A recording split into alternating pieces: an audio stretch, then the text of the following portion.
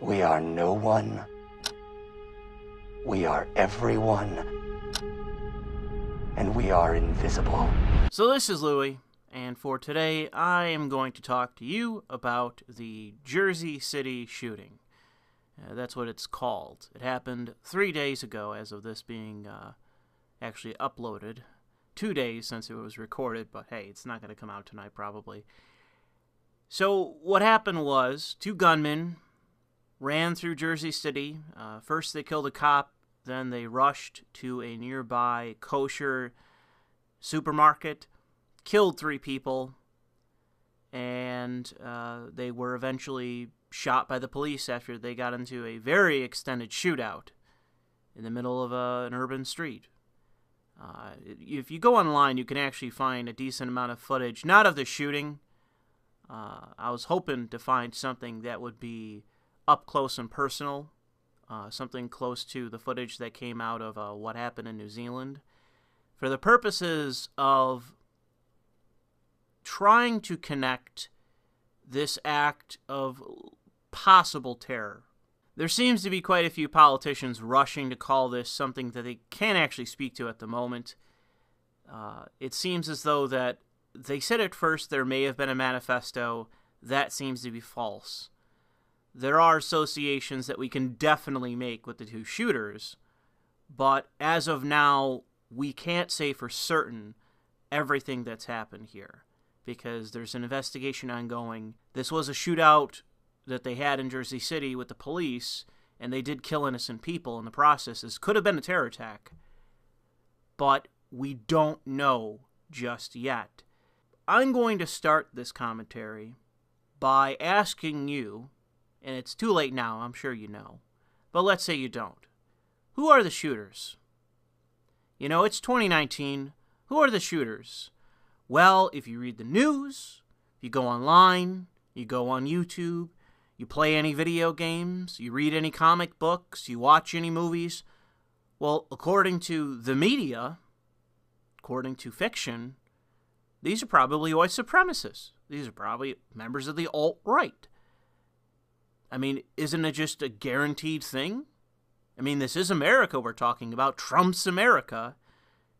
Wouldn't you just assume that the shooters would be 2 white supremacists? But the problem is that unlike what is shown in fiction, and it's all of fiction, comic books, movies, online television shows, everything, video games, everything. Unlike what is shown in every piece of fiction that comes out, there is a very harsh reality to our world. And I think that the progressives and those that ultimately sympathize with their aims or are afraid of them, they believe that if they lie, and they lie hard enough with enough intensity and passion, and if they can lie well enough, seem as convincing as possible in lying to you and lying to the public at large, if they can lie well enough in their presentation generally, whether it's in a speech or in a piece of fiction, they think, and many people think at this point, that if you lie hard enough, if you lie well enough, you can change reality. And the problem is that that is false. That is you and probably millions of others. I'd be willing to say that the number of people that subscribe to this are in the millions. These people believe that if you lie enough, you will change reality. And the reality is that it is what it is. As violence goes, as crime goes, as terrorism goes. As much as you would like it to be the evil, bad white man that's responsible for all the terrible things in the world, that's just not the case. And if you look at the reality as it is, it's pretty bleak. It really is. And not in terms of, the alt-right going out there and killing people. I don't really think that's really reflected in the crime statistics. As much as it is a joke for our side, for those of you following edgy boys here on YouTube, as much as we like to joke about 650, the problem is not that you and I are edgy or the stats are what they are and let's, showcase them and make fun of them. The problem is that millions of people think that if you just lie about them, that they'll change. And I'm sorry, but that's probably counterproductive. I think that if we ignore crime, if we ignore reality, things will just grow worse. And rather than it be 650, there's a video floating around today of a couple black girls, in fact, beating the shit out of some white kid for wearing like a Trump jersey or a Trump hoodie. Soon it's going to be like 1360, 1365, 1370. It's really going to become a competition between blacks and Hispanics for how great of share they can represent in crime statistics despite being a total minority. I mean, we're not talking about like 40%, you know what I mean? We're talking 13.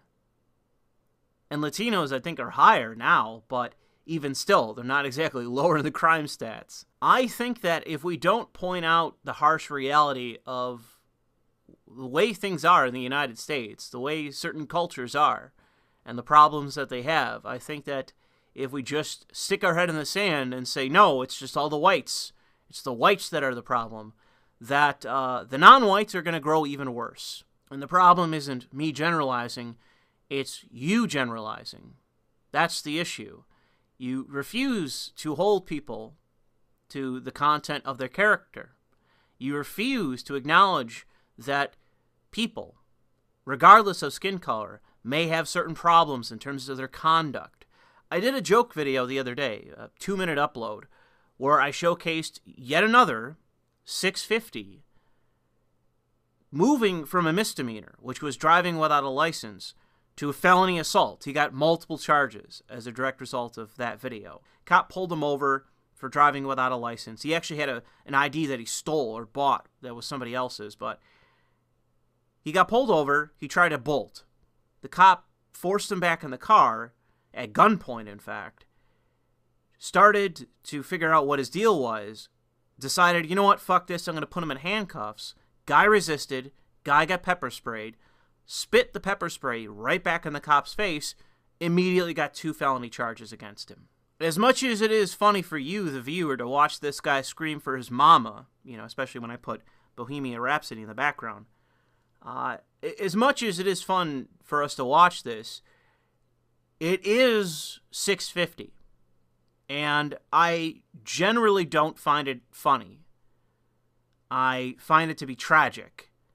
And it irritates me that rather than address what we should be addressing is how do we raise a generation of black boys that don't, one, act like a fucking faggot at the age of 25, say that he's 17, pretend to be like basically a girl and try to cry his way out of a ticket, call to his mommy like a child.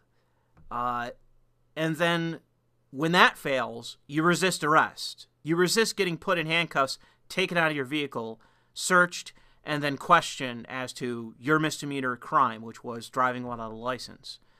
Due to him resisting arrest and spitting in the cop's face, he's now going to jail, probably for several years. And it was as simple as spitting in a cop's face. What we need is a new generation of black boys that know better than to act like a faggot, resist arrest, and then spit in a cop's face. I mean, to begin with, you shouldn't be driving without a license. There's that. But even if you do that, let's say, there's many choices that you can make to make your life better. And instead, this example of the video I showed, it was this idiot making all of the wrong choices. And I understand that some can perceive that tangent as being off topic, but I don't think it is. I think that a lot of what happened in Jersey City is something that we're just ignoring, that is a part of black culture. And I don't want to necessarily deem it anti-Semitism, but it's a negative view of Jews. I don't understand it. I've talked to 2 people from New York City about this, and neither one could give me any kind of explanation, but over the past year, and I'm not going to drag up the articles or the videos for this, because for all I know, they're going to get me banned off of YouTube at this point. But over the past year, I've seen at least a dozen or more stories in viral videos of black youths targeting Jews, specifically black youths going after Jews, targeting them, and just beating the shit out of them. Sometimes they limit themselves and just smack their hats off or push them or do something. But there's videos where they just beat the shit out of them. And it's always Jews. Now, I'm sure some are going to say, well, they do that to whites and others as well. And yeah, there's examples of videos of that. But I mean, specific to New York City, New Jersey area. There is some phenomena going on currently where in the Northeast, New York, New Jersey area, there are black youths targeting Jews in particular. And I don't understand why. The Jersey City shooting is no different. This is another example of the same phenomena, but just more radical, just more extreme. It could be a terror attack. The two shooters were affiliated to some degree with the black Hebrew Israelites, which I'm sure at this point most of you have heard of, whether it's through, Boohoo 6 million memes on YouTube. Then there is the Catholic kids. I forget the name of the actual school itself, but before they had their run-in with, Meth Head Indian, they got screamed at by black Hebrew Israelites who were there on scene, and the black Hebrew Israelites, just based on what they say, are, pretty prejudiced in a number of ways as well.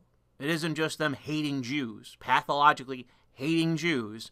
They also pathologically hate whites, among others. Gays, just go down the line. The black Israelites really hate a number of groups in a way that I don't think is just for the sake of memes. I think they actually are violently prejudiced. Chances are they are a domestic terrorist group. For all we know, in the instance of Jersey City, this was a member, 2 members in fact, acting on their hatred.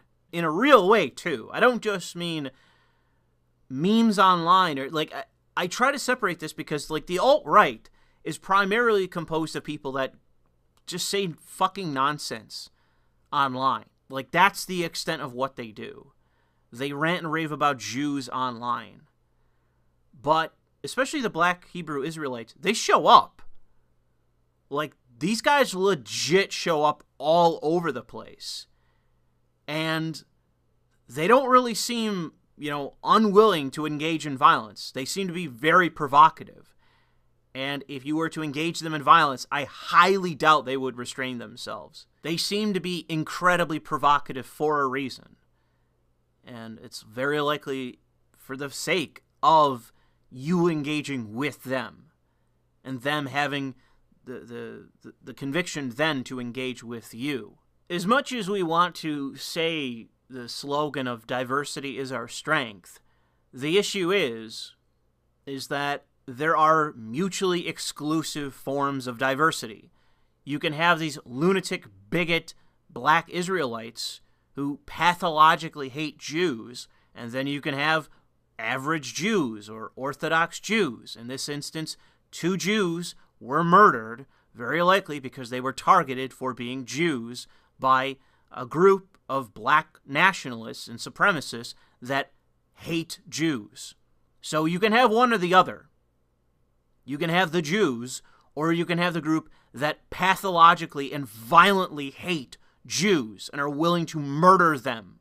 Both groups are very diverse, but one of them is composed of violent terrorists. We honestly need to pick. And if we are going to pick the Jews, if we're not just going to lie about this, bury the story, and pretend it never happened, if we are going to side with the Jews and say, well, maybe it's not so bad having Orthodox Jews around in New Jersey and New York. Maybe they're fine. Maybe they're fine to be here. That's good diversity. Well, then, what are we going to do about the black Hebrew Israelites? What are we going to do about the black nationalists that pathologically hate them? What can we do with them? We have to address them, otherwise more Jews are going to die. So what should we do with them? And that's why I honestly wish that there was some footage that was closer to what happened in New Zealand, because I want it to shock the consciences of enough people to force the issue to be something that we have to address. I don't want this to be buried. I don't want this to be seen as, oh, it was just a freak incident. No, There are black nationalists all over the country. There are black Hebrew Israelites all over the place. It might be specific to the East Coast or the Northeast. I'm not sure how great their membership is, but they seem to be pretty all over the place. They show up quite a bit, strangely. And now we have members, or at least affiliates, engaging in direct violence that may be, in fact, acts of terror. Rather than focus on a lone gunman who may have some fringe ideology for his reasoning for why he did what he did, maybe we can focus on, actual organizations, actual domestic terror groups that have legitimately bigoted members that are willing to engage in violence with the groups that they hate.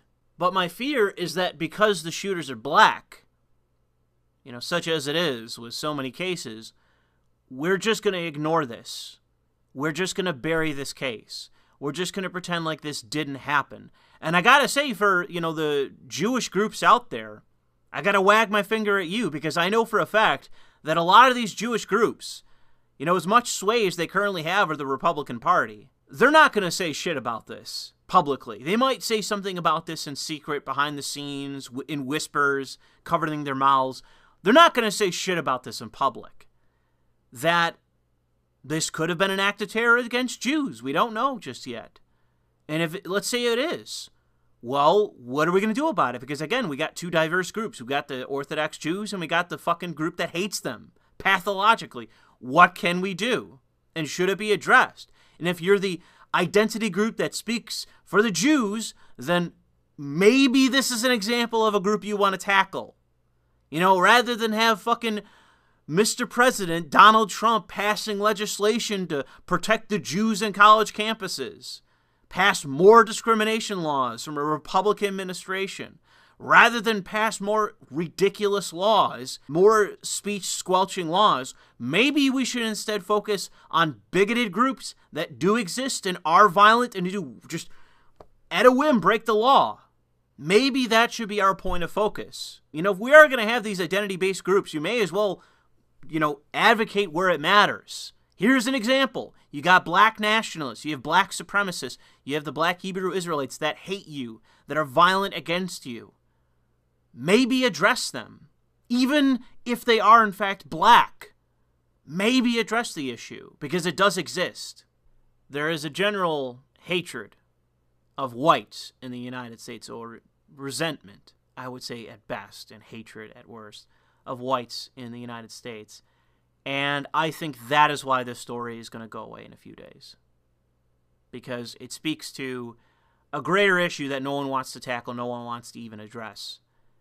And they would rather point to the white boogeyman that doesn't exist, simply does not exist, and has not in the United States for an incredibly long time. And so I would say that rather than focus on a non-existent phantom boogeyman, we should instead focus on the real-life monsters, the ones that do exist and are a bad day away from acting on their hatred and killing innocent people for the sake of nothing other than they're either like the one guy who was in the wrong place at the wrong time, they're a cop who they also hated, but was trying to, keep order in a disorderly and dysfunctional and sick society, and two Jews who were in a kosher supermarket, who are probably the targets of those two fanatics. I think this issue should be addressed, and the greater issue of diversity, because the idea that every group can exist within a culture is not feasible. It's just not possible. And so we're going to have to pick. We're going to have to pick and choose which groups, which factions we're going to include within the United States. Because in this case, we have a choice of, like I said, a bigoted black supremacist group or Jews. And there is no both. Both is not an option. It is simply either or. I'll leave it to you. I'll let you decide which group we should go with. The one that's willing to engage in violence and kill innocent people, or the one that is otherwise fairly innocuous. But we have to choose at some point. We have to. We have to decide. Because they can't coexist. Simple as. And I'll leave it there.